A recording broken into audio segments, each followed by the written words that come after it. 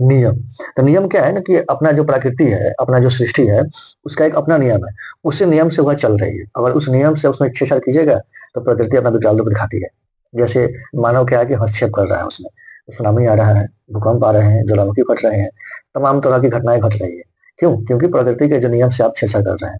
यदि आप ज्योग्राफी के स्टूडेंट होंगे तो आपको नियतिवाद और निश्चयवाद और संभववाद में पता होगा, तो उससे भी यह चीज समझ में आ जाएगी। तो हम बात करते हैं ना कि रीत रीत क्या है? एक नियम। तो सृष्टि का अपना नियम, जैसे सूर्य का उदय होना, सूर्य का अस्त होना, ऋतु का परिवर्तन होना, ये सब क्या है? प्रकृति से। प्रकृति क्या है? पृथ्वी 24 घंटों का एक चक्कर लगाती है, तो उसमें दिन और रात हो रहे हैं, सब क्या है? अपने नियम से चल रही है। तो कहने का मतलब है कि रीत मूलभूत नैतिक विधान था। बिल्कुल, विधान मतलब नियम था। क्या था? Moral law. लॉ मतलब नियम था, जो सृष्टि मतलब संसार और उसमें अंतर्निहित सारे तत्वों के क्रियाकलापों को संचालित करता था। बिल्कुल। तो ये आपका दूसरा सही है। अब आते हैं धर्म। धर्म क्या है?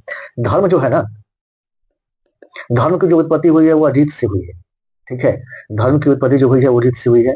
धर्म से मतलब है आचरण से, नैतिक से, कर्तव्य से। ठीक है? धर्म से मतलब है आचरण, नैतिक, कर्तव्य। मतलब आप अच्छे आचरण कीजिए, अच्छा नैतिक बर्ताव कीजिए, मोरल आपको वैल्यू होना चाहिए।